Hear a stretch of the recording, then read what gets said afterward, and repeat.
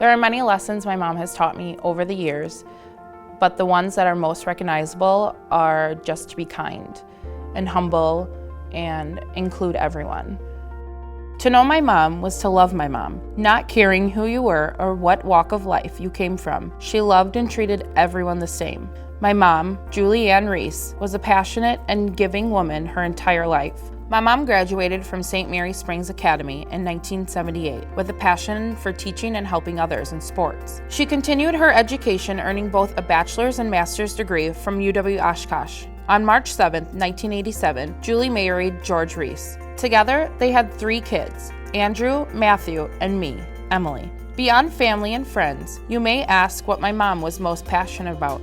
All who knew her would answer with volleyball. From 1981 to 1985, she was the head volleyball coach at St. Mary Springs Academy. From 1986 to 2011, my mom was the head volleyball coach at Fond du Lac High School, leading our teams through numerous regional, sectional, and conference championships. My mom's love for volleyball didn't stop within the school's walls, as she was the club director of Fond du Lac Fusion Volleyball Club beginning in 2008. Fusion offered her the opportunity to reach even more young players and instill a love for the game and guide them in pursuit of their athletic and life dreams. She was known as a tough but caring coach. She expected the best of herself, which meant she expected that of her players, both on and off the court. She was dedicated and firm, and it was a tribute to her influence that many former players have gone on to become coaches and teachers, including Ashley and Trish. One of the first and probably the biggest things I learned from Julie was just to be confident in myself, believe in myself, the hard work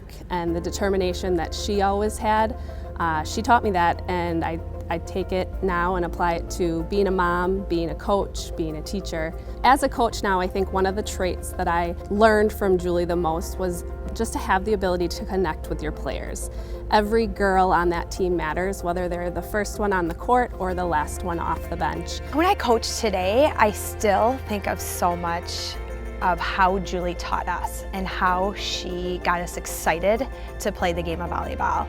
And that's something I really try to do for my players. What Julie doesn't realize is how much of a role model she was to so many people and still is today. Like I said, I think of her often in my teaching career and in my coaching career of what would Julie do and how she instilled that confidence in us as players and human beings.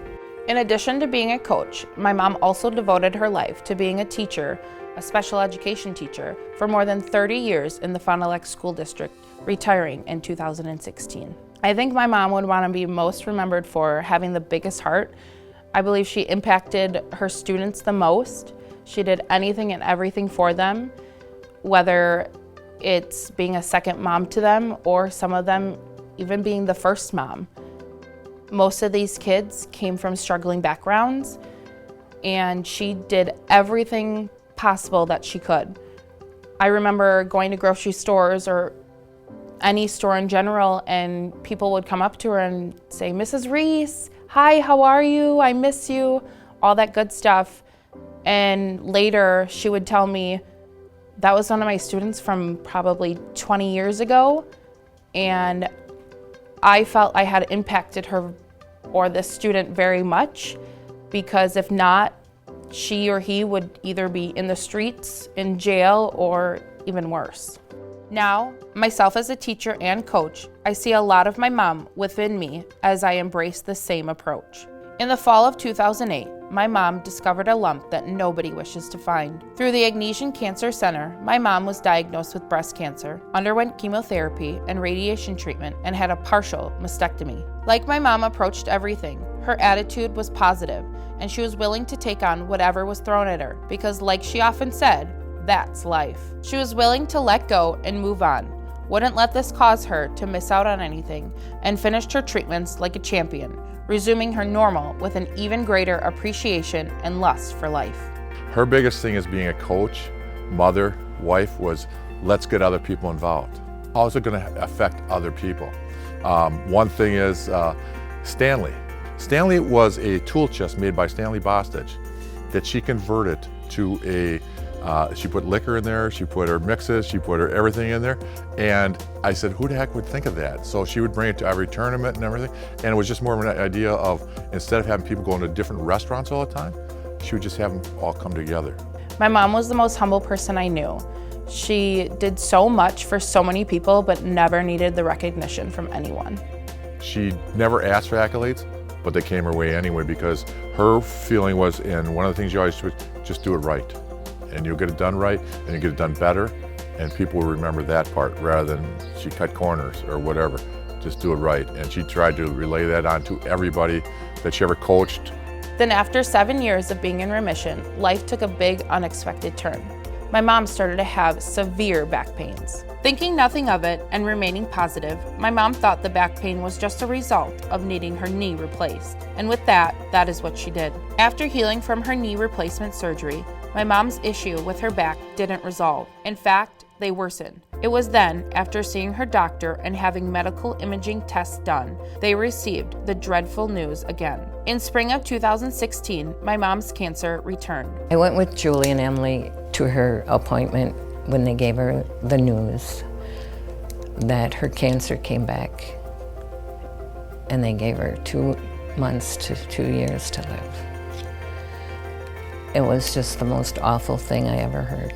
We got into the car and Julie just cried. This time she recognized that this wasn't curable. As her sister, I just wished I could take her pain away. Yet Julie was ready to put up another fight regardless of the side effects.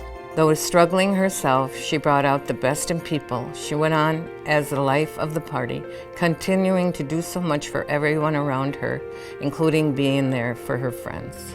I first met Julie when she was my basketball coach, and I just walked in and I saw her bright eyes and her smile, and I just knew that she was gonna make an impact on my life.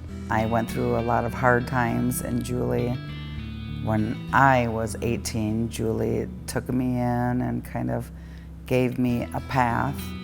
As the years went on, Julie went from, as my coach to my mentor to a friend, to my person. And when I heard I had cancer, I told my family and my husband and everybody, of course, but she was a person that I called. She's like, well, I guess we're gonna do treatments together.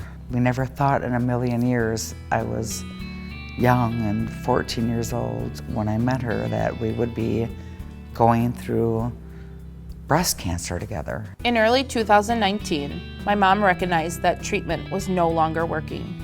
Chemotherapy and radiation, sadly, only worked for a while. It began to do more harm than good on her body. Finally, with about 2.5 to 3 weeks left, we got some news that wasn't good, that the end was coming. And we kind of talked around it. We never really talked about it. Finally, she said, George, am I dying? And I said, yeah. We just not sure when, Juliet. And it got emotional. That's the first time she really got emotional about it. And the only thing she said was, I'm prepared. I understand it, but I just don't want to be in pain. And we did everything with hospice help, with the doctor's help, so that she wasn't in pain. In the spring of 2019, my mom's quality of life worsened. As a family, we knew that things were not going to improve. After a 3-day hospital stay where my mom became very ill, hospice home care was called to allow my mom to live out her remaining days as comfortable as she could in our own home. Hospice was great for Julie and our family. In a time where Julie's decline was somewhat expected, yet unexpected, we weren't sure what to do. This experience was a first for us. It's not an easy time, but hospice made it as easy as it could be. The hospice nurses took control and took burden off our family. Hospice felt like an extended family caring for Julie and our needs. We have a unique Hospice Home of Hope in our community, which is a residential hospice facility. There are very few similar services within our state, and we are lucky to have this 20-bed hospice facility in our community. This is always full, and we take all comers, regardless of patient's ability to pay. More than half of our people cannot afford to pay for our hospice services, and these are generally paid through community support. So your support is very, very important. On Friday, April 19th, 2019, at home, with loved ones by her side, my wife passed away following a courageous 11-year fight with metastatic breast cancer. Cancer took a life, but it could not take her spirit. She lived life to the fullest and remained funny, upbeat, and positive until the end. Julie's legacy is her ability to be genuine and show support and be authentic and being a role model to so many other people.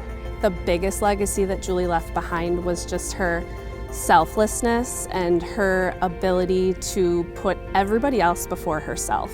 My mom, with her larger-than-life personality, was my best friend, and I miss her terribly. It is my honor now, as her daughter, to take over the Fond du Lac High School head volleyball coach and Fusion Club director position to carry out her legacy.